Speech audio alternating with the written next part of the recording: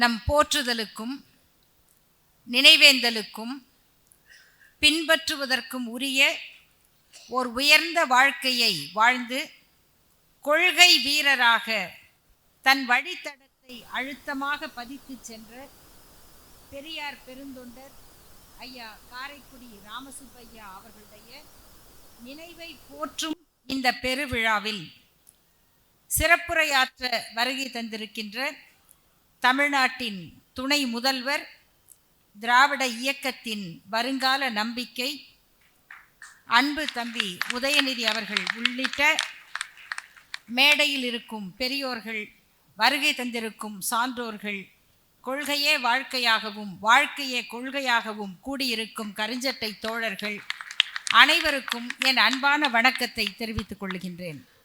நேரம் குறைவு.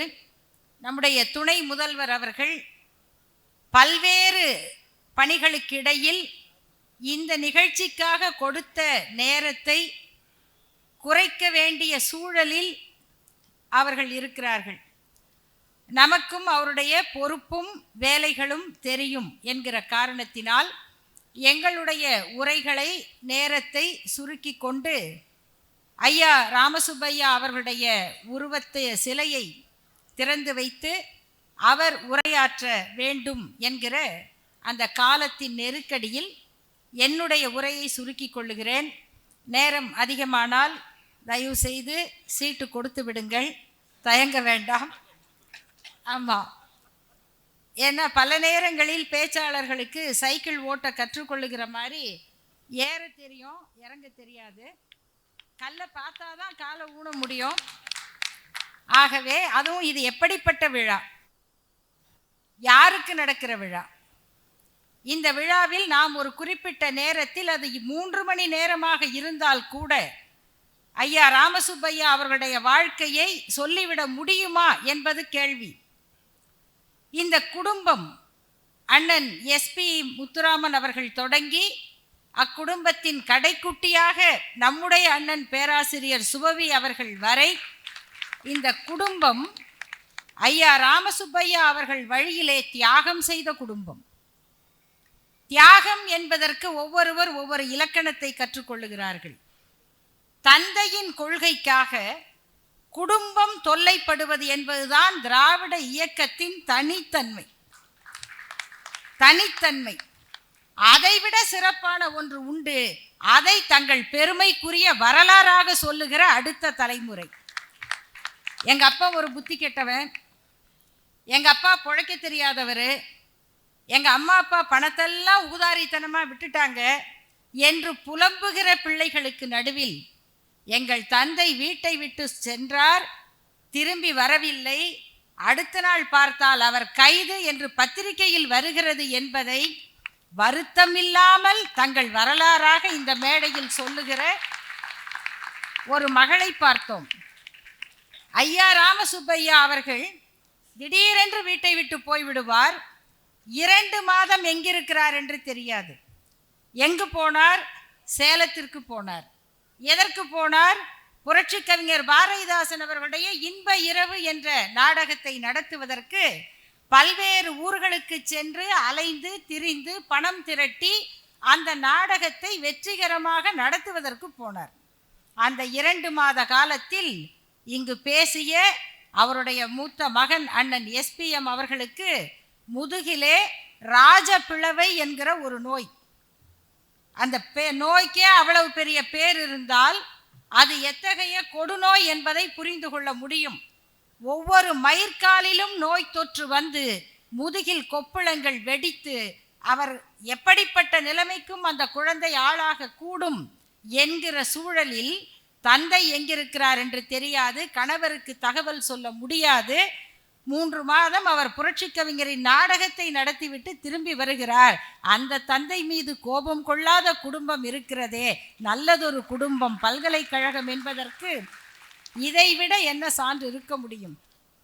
கள்ளக்குடி போராட்டத்திற்கு சென்றார், கைதானார், அது செய்தி. ஆனால் கள்ளக்குடிக்கு போவதற்கு அவரிடம் காசு இல்லை. அவர் தனவணிகர் குடும்பத்தில் பிறந்தவர்தான், செல்வம் இருந்தவர்தான். ஆனால் பணம் என்னவாயிற்று என்றால், இங்கு சொன்னார்கள் கணக்கெழுதுவார் என்று. எங்கெல்லாம் கணக்கு, பெட்டிக்கடையில் கணக்கு, ஹோட்டலில் கணக்கு, பெட்ரோல் பங்கில் கணக்கு. யாருக்கு? அந்த ஊருக்கு வந்து தொண்டு செய்கிற தோழர்களுக்காக.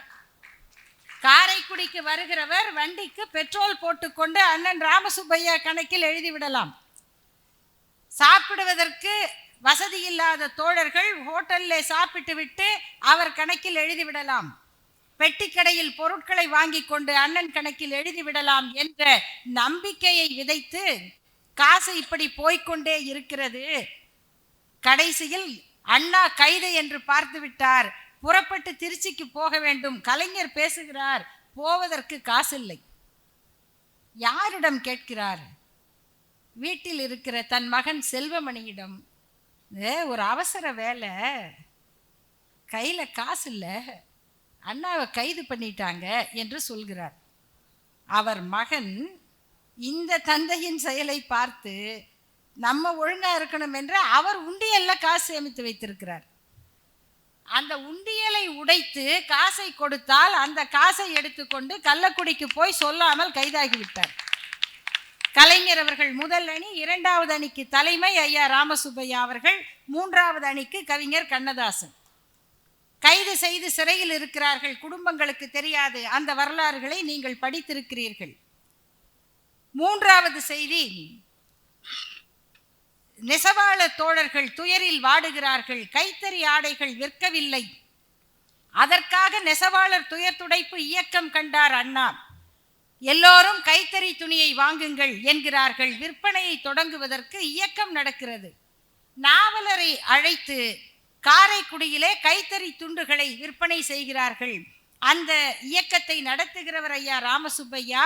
முதல் துண்டை காசு கொடுத்து வாங்குகிறவர் அம்மா விசாலாட்சி அவர்கள். ஆனால் நிகழ்ச்சிக்கு போவதற்கு முன்னால் இங்கு உணர்ச்சியோடு உரையாற்றிய அண்ணன் சுவாமிநாதன் அவர்கள், அவருக்கு டைபாய்டு காய்ச்சல்.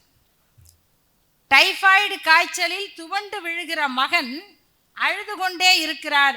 அவரை தோளிலே தூக்கி போட்டுக்கொண்டு, காய்ச்சலில் துவண்ட மகனை தோளில் போட்டுக்கொண்டு வந்து துண்டு வாங்கி அந்த விற்பனையை தொடங்கி வைக்கிறார் விசாலாட்சி அம்மையார். சொந்த வீட்டில் நஞ்சு வைத்த கதையை நாம் நிறைய பேசிவிட்டோம். எதற்காக நஞ்சு வைக்கப்பட்டது என்பதுதான் செய்தி. வீட்டில் நடக்கிற பிராமண போஜனத்தை தடுத்தார். அதற்கு அன்றைக்கே அவர் கலெக்டரிடம் வழக்கு போட்டு ஸ்டே வாங்கினார். வீட்டிற்குள் அந்நியர்கள் நுழையக்கூடாது என்று சாதித்தார். இது இந்த சமூக வழக்கத்துக்கு எவ்வளவு பெரிய கேடு என்பதால் ஜாதி தர்மத்தை குலைத்து விட்டார் என்பதற்காக சொந்த வீட்டில் நஞ்சு வைக்கப்பட்டு வளர்ந்த தலைமுறை இது. அப்படி வந்த இயக்கம் இது. இந்த இயக்கத்தினுடைய வரலாறு தெரியாதவர்கள், படிக்காதவர்கள், தெரிந்து கொள்ள விரும்பாதவர்கள் அல்லது வரலாற்றை மறுக்கிறவர்கள் இன்றைக்கு என்ன வேண்டுமானாலும் பேசலாம். ஆனால் அதை அனுபவித்து வளர்ந்து வாழ்கிறவர்களை பார்த்து கொண்டிருப்பவர்கள் நாம். அதே கள்ளக்குடி சிறைச்சாலையில் என்னவெல்லாம் நடந்தது? நகைச்சுவை. வீட்டை பார்க்க முடியவில்லை என்று உள்ளுக்குள் ஏற்கம், வெளியிலே வரும்போது தோழர்களை விட்டுவிட்டு வருகிறோமே என்று அழுகை. இப்படி ஒருவர் தந்தை பெரியாருடைய தொண்டர். இந்தி எதிர்ப்பு போராட்டம் நடக்கிறது, நான் கைதாகட்டுமா என்று கேட்கிறார். தந்தை பெரியார் சொல்லுகிறார், வேண்டாம், நீங்கள் கைதாக கூடாது. ஏனென்றால் நீங்கள் வெளியிலே இருந்து ஆட்களை அனுப்பி வையுங்கள். அப்படிப்பட்ட செயல் வீரர். எப்படி ஆட்களை அனுப்புகிறார்? கிட்டத்தட்ட அது முற்போக்கு எமர்ஜென்சி காலம். அது 20 சேலை அனுப்பினோம், 10 வேட்டி அனுப்பினோம், வந்ததா? சாயம் போகாமல் இருந்ததா என்று கடிதம் எழுதுகிறார். 20 சேலை என்பது 20 பெண்கள் போகிறார்கள் போராட்டத்திற்கு, 10 ஆண்கள் போகிறார்கள். சாயம் போகாமல் இருந்ததா என்றால் என்ன? அவர்கள் மன்னிப்பு கேட்டுக்கொண்டு வராமல் ஜெயிலிலே இருந்தார்களா? அத்தகைய கொள்கை வீரர்களை நாங்கள் தேர்ந்தெடுத்து அனுப்புகிறோம். தந்தை பெரியாருடைய தொண்டரின் இலக்கணம். ஐயாவுக்கு அவர் காரோட்டுகிறார். புதுக்கோட்டையில் பேசுகிற கூட்டம் நேரம் கொஞ்சம் அதிகமாகிவிட்டது. புதுக்கோட்டையிலிருந்து புறப்பட்டு காரைக்குடியில் போய் வண்டியை பிடிச்சிடலாம் என்கிறார்கள். காரைக்குடிக்கு வந்து விட்டார்கள், தாமதம் இல்லை, வண்டி போயிருச்சு. நேராக விடு திருச்சிக்கு என்கிறார். திருச்சி கிட்ட போயிட்டாங்க. டோல்கேட்டில் நிற்கிறது கார். இன்னும் வண்டி போகலை. போயிட்டா பிடிக்க முடியாது. எவ்வளோ நேரம் இருக்குது? இன்னும் ஒரு 10 நிமிடம் இருக்கு ஐயா. அப்போ உடச்சிட்டு போயிருங்கிறார். ஏன்னா நாளைக்கு கூட்டம். இப்போ ரயிலை விட்டால் போக முடியாது. பரவாயில்ல, அது மூங்கில் தட்டி தான் வச்சுருப்பான், எனக்கு தெரியும். உடைச்சிட்டு போங்க, வரும்போது பார்த்துக்கங்கிறார். அவர்கள் உடைத்து கொண்டு போக வருகிற காவலாளி வருகிறார். என்னங்கிறாரு? கார் போயிடுச்சு. ஐயாவை இறக்கி விட்டு திரும்பி வருகிறார். யாருக்கும் இது எந்த கார்? அன்னைக்கு என்ன சிசிடிவியாக இருந்தது? ட்ரோன் கேமராவாக இருந்தது? யார் ஒன்றுக்கும் தெரியாது. போயிருக்கலாம். திரும்பி வந்து அந்த டோல்கேட்டில் இருக்கிற அதிகாரியை பார்த்து, ஐயா நான் தான் அப்படி உடைச்சிட்டு போனேன், அதை ரிப்பேர் பண்ணுறதுக்கு எவ்வளவு கட்டணமோ நான் கட்டிடுறேன். அவர்தான் ராமசுப்பையா. பணத்தை கட்டி விட்டு போகிறார். அதற்கும் மேல் அவருடைய இணையர் அம்மா விசாலாட்சி அவர்களுடைய அந்த புரட்சிகரமான வாழ்க்கை. நண்பர்களே, நாம் நினைக்கிறோம் எந்த ஒரு சமுதாயம், எந்த ஒரு பகுதியும் முழுக்க அவங்கெல்லாம் உருப்பட மாட்டாங்க, இவங்கெல்லாம் மூட நம்பிக்கையானவங்க, அந்த ஜாதி அருவா ஜாதி, இந்த ஜாதி அறிவு ஜாதி, இப்படியெல்லாம் நாம சில அடையாளங்களை சொல்லுகிறோம். அப்படி இல்லை என்பதற்கு இந்த செட்டிநாட்டு பகுதி ஒரு பெரிய உதாரணம். நான் நம்முடைய துணை முதல்வர் உதயநிதி அவர்களுக்கு அடிக்கடி நன்றி சொல்ல வேண்டிய கட்டாயம் எனக்கு வரும். அது என்னவென்றால், இந்த திராவிட போராளிகள் என்று ஒரு கட்டுரையை முரசொலியில் நான் எழுதினேன். நான் அவ்வளவு சீக்கிரம் எழுத மாட்டேன் என்பது என்னிடம் முன்னுரை கேட்டு அனுபவித்தவர்களுக்கு தெரியும். இருந்தாலும் நாங்கள் பாசறை பக்கம் தொடங்குகிறோம், அதில் கண்டிப்பாக உங்களுடைய கட்டுரை வேண்டும் என்று அவர் இட்ட கட்டளையினால் நான் அதற்காக எழுத தொடங்கி தேடிய வாழ்க்கை வரலாறுகளில் அத்தனை பெண் போராளிகளுடைய வாழ்க்கையை எழுதினேன். அவற்றில் இந்த செட்டிநாட்டு பகுதியில் வாழ்ந்த பெண்கள் 5 பேர். எந்த மாவட்டத்திலும் அப்படி இல்லை. மஞ்சுளாபாய் வைசு சண்முகம் அவர்கள், மரகதவல்லி முருகப்பா, நீலாவதி ராமசுப்பிரமணியம், ரங்கம்மாள் சிதம்பரம், விசாலாட்சி ராமசுப்பையா, 5 பெண்கள் இந்த செட்டிநாட்டு பகுதியிலே புரட்சிகரமான வீராங்கனைகளாக வாழ்ந்திருக்கிறார்கள் என்றால், அவர்களுடைய இணையராக வாழ்ந்த அந்த ஆண் மக்கள் அப்படி இருந்திருக்கிறார்கள், புரட்சியாளர்களாக இருந்தார்கள். அதில் விசாலாட்சி அம்மையார் 1931ஆம் ஆண்டு நாகப்பட்டினம் தாலுகா சுயமரியாதை மாநாட்டின் தொடக்க உரையாற்றி இருக்கிறார்.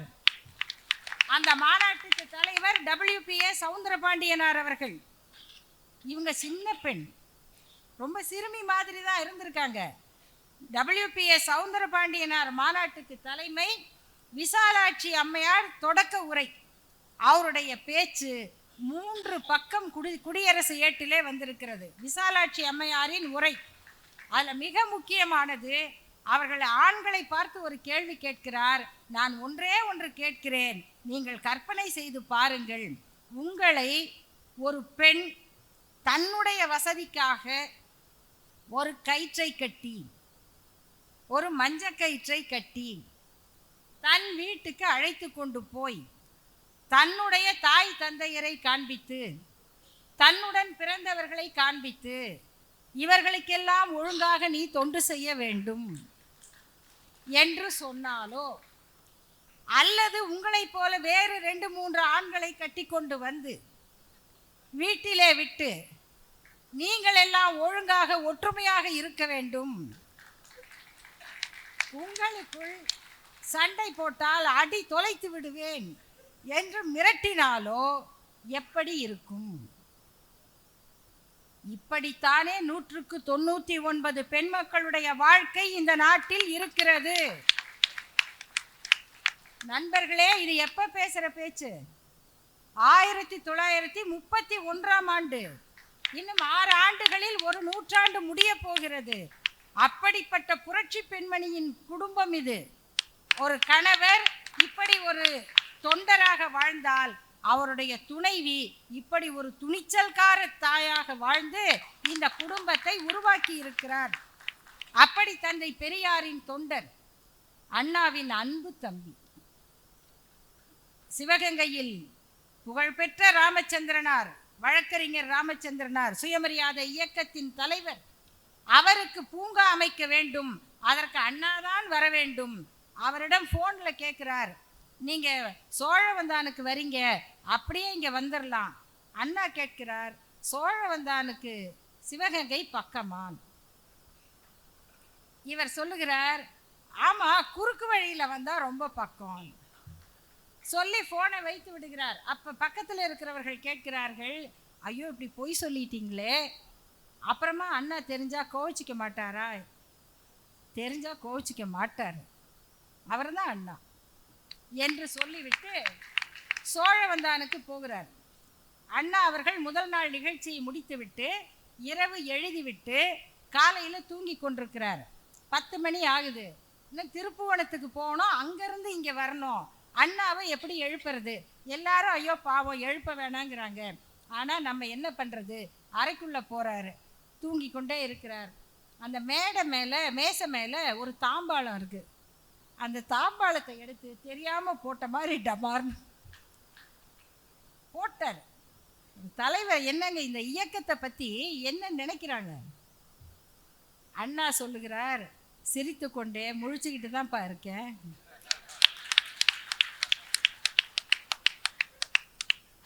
அப்புறம் அங்கேருந்து வருகிறார்கள். வர்ற வழியில் அண்ணா கேட்குறார், இதான் ரொம்ப பக்கமா சோழவந்தான்லேருந்து சிவகங்கை? இல்லை, நான் என்ன சொல்கிறது அடுத்து. அப்புறம் இன்னொரு சந்தேகம், என்ன அந்த தாம்பாளம் தானாக தான் விழுந்ததா? ஒரு தலைவருக்கும் தொண்டருக்குமான உரையாடலும் உரிமையும் எப்படிப்பட்டது?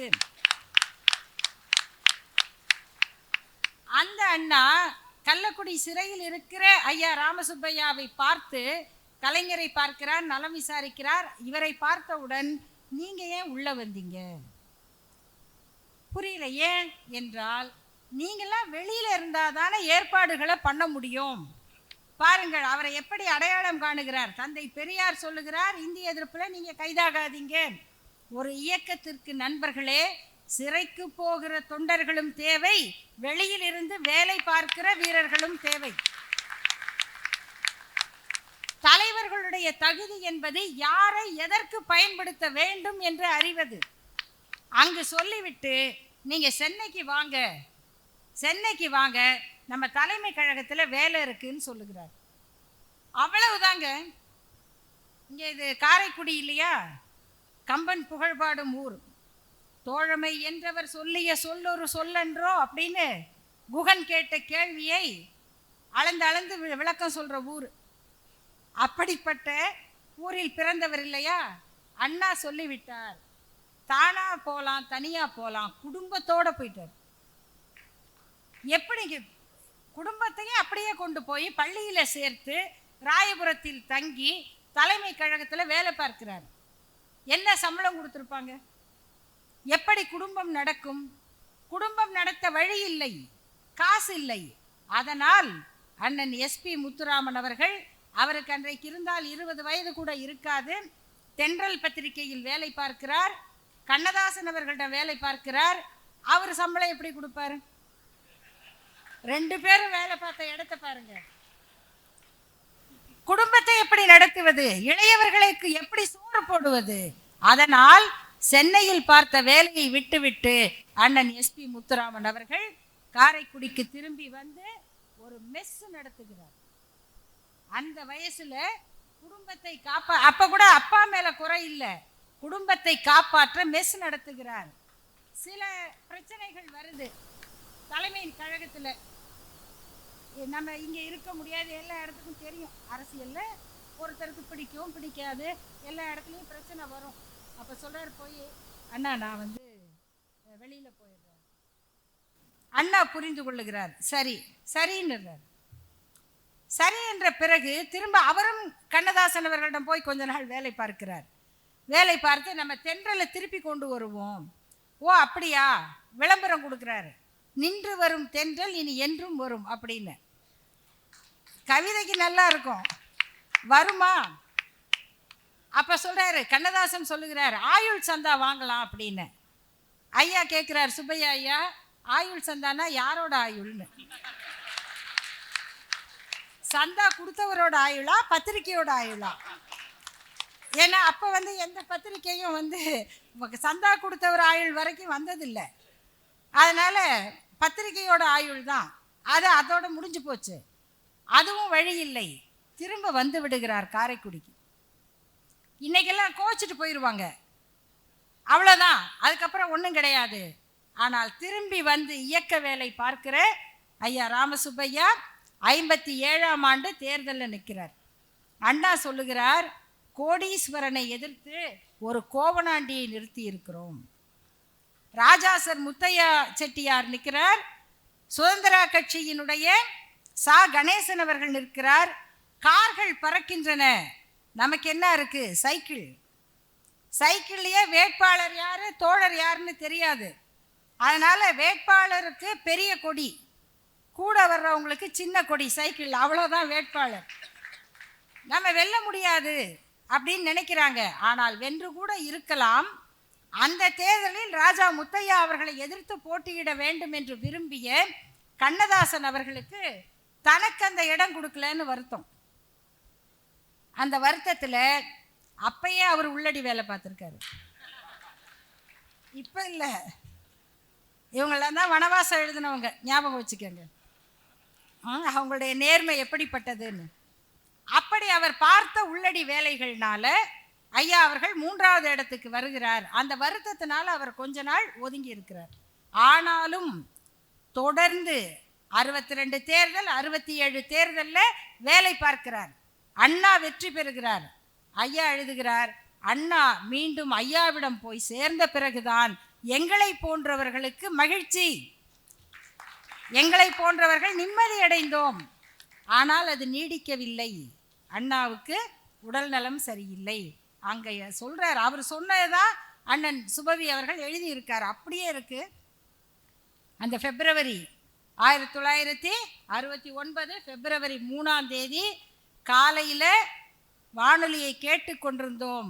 அந்த இடி தலையில் விழுந்தது. நான் திகைத்து போய் நிற்கிறேன். அந்த நேரத்தில் படார்னு கதவை திறந்து கொண்டு துரைராஜன் என்ற பெயர் கொண்ட கவியரசன் முடியரசன் உள்ள வருகிறார். அவரும் என்னை பார்க்கிறார்.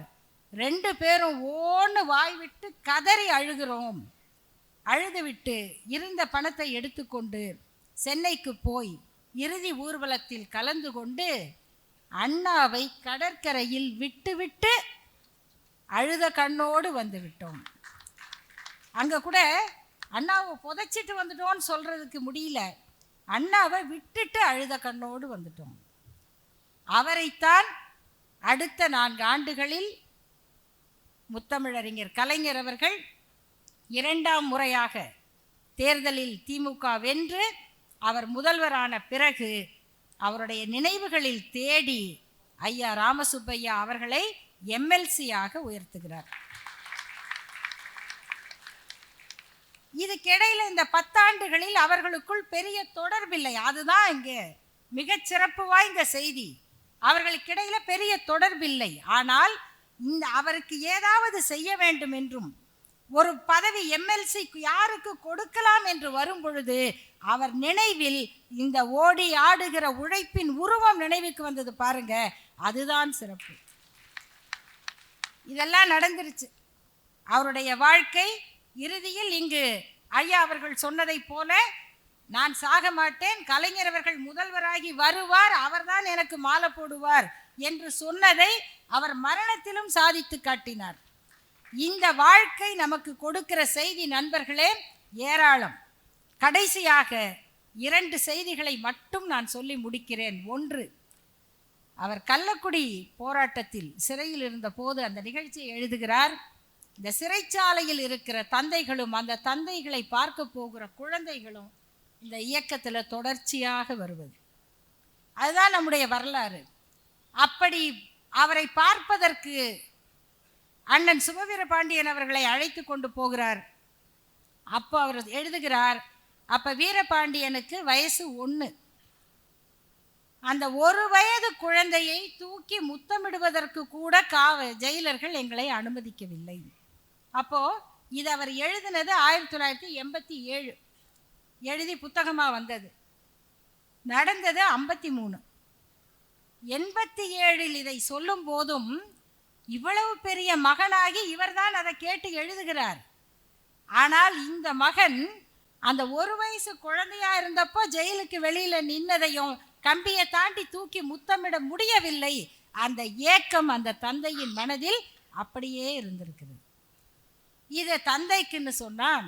97ஆம் ஆண்டு அவருக்கு உடல்நிலை சரியில்லாமல் மருத்துவமனையில் இருந்தபோது, அன்றைக்கு எங்கள் வாழ்க்கையெல்லாம் நாங்கள் தெரிந்தே பல்வேறு தொல்லைகளுக்கு ஆளாக்கி கொண்ட ஈழ ஆதரவு போராட்டத்தில் ஒரு முக்கிய பணிக்காக வெளியூர் சென்றுவிட்டு அண்ணன் சுபவி அவர்கள் திரும்பி வருகிறார்.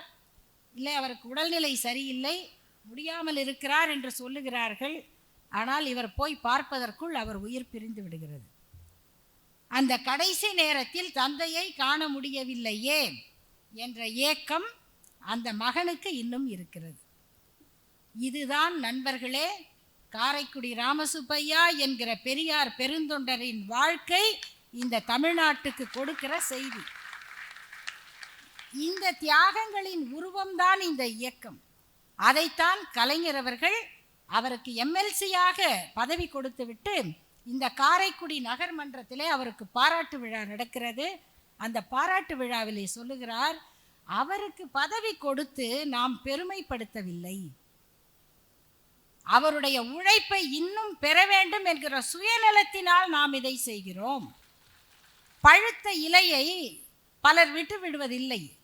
பூவரச இலைகள் பழுத்து விட்டால் அவற்றை கோர்த்து உணவு பரிமாற இலையாக பயன்படுத்துவார்கள்.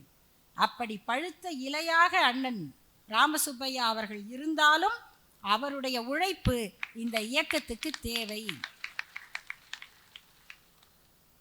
அதற்கு பிறகு அவர் சொன்ன முத்தாய்ப்பான வரிகள், இந்த காரைக்குடி பகுதியிலே ராமசுப்பையா வளர்த்த திராவிட முன்னேற்ற கழகம் இன்று நகர்மன்றமாக உருவாகி இருக்கிறது.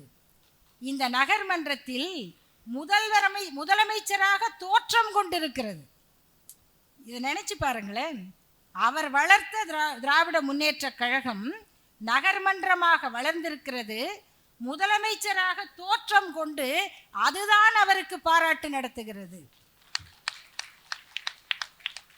அந்த பதிவை இந்த நிகழ்வில் நான் நினைவூட்டி, அவருடைய 100ஆண்டு விழா மலரில் திராவிடர் கழக தலைவர் ஐயா ஆசிரியர் அவர்கள் ஒரு நீண்ட கட்டுரை எழுதி அவருடைய பணிகளை நினைவு கூர்ந்திருந்தார். அவருக்கு எந்த சுயநலம் இல்லை, அவருக்கு ஒரு நல்ல போட்டோ கூட இல்லை. அவருக்கு அடையாளமாக இனி திறக்க போகிற சிலையிலும் நீங்கள் பார்க்க போகிற அந்த படம், வெள்ளை சட்டையில ஒரு அழகான கருப்பு துண்டு போத்தி எடுத்த படத்தை தன் குடும்பத்துடன் அவரை அழைத்து சென்று எடுத்தவர் அண்ணன் சாமி திராவிடமணி அவர்கள். அதுதான் புகைப்படம். அதுதான் அவருக்கு நாம் வைத்திருக்கிற நினைவு. ஆகவே இப்படிப்பட்ட தொண்டர்கள், இப்படிப்பட்ட தலைவர்கள், இப்படிப்பட்ட செயல் வீரர்கள், அவர்களுடைய நினைவை நாம் நிலை பெறச் செய்ய வேண்டும். அது நம்முடைய கடமை என்பதால் நம்முடைய துணை முதல்வர் அவர்களிடம் நான் வேண்டுகோளாக வைக்கிறேன். தமிழ்நாட்டின் துணை முதல்வராக இன்று நீங்கள் வந்திருக்கிறீர்கள். நானும் அண்ணன் சுபவி அவர்களும் 2 வார காலம் ஆஸ்திரேலியாவிலே சுற்றுப்பயணம் செய்து வந்தோம். அங்கிருந்த பல தமிழர்கள் துணை முதல்வர் வருவார் என்று எதிர்பார்த்தார்கள். ஆனால் அவர் முன்பே சொல்லிவிட்டார், வெள்ளம், மழை, புயல் வரும், தேர்தல் வருகிறது, ஆகவே வர முடியாது என்று ஒரு அருமையான வாழ்த்து செய்தியை அங்கு அனுப்பியிருந்தார். அங்கிருந்த தமிழர்கள் அவருக்கு வாழ்த்து சொன்னார்கள். இப்பொழுது வரவிட்டால் பரவாயில்லை, தேர்தல் முடிந்து வெற்றி அடைந்த கையோடு வர சொல்லுங்கள் என்று அந்த நம்பிக்கையை அவர்கள் விதைத்திருக்கிறார்கள். அத்தகைய நம்பிக்கையை தமிழர்களுக்கு கொடுக்கிற நம்முடைய துணை முதல்வர் அவர்களிடம் நான் தாய் கழகமான திராவிடர் கழகத்தின் சார்பாக ஒரு வேண்டுகோளை வைக்கிறேன். இந்த காரைக்குடி நகர் இருக்கும் வரை ஐயா ராமசுப்பையா அவர்களின் புகழ் நிலை பெறும்படியாக ஒரு நினைவு மண்டபத்தையோ அல்லது நீங்கள் நினைக்கக்கூடிய பொருத்தமான ஒரு நினைவு சின்னத்தையோ அவர்களுக்கு உருவாக்க வேண்டும் என்ற கோரிக்கை வைத்து வாய்ப்புக்கு நன்றி கூறி முடிக்கிறேன். வணக்கம்.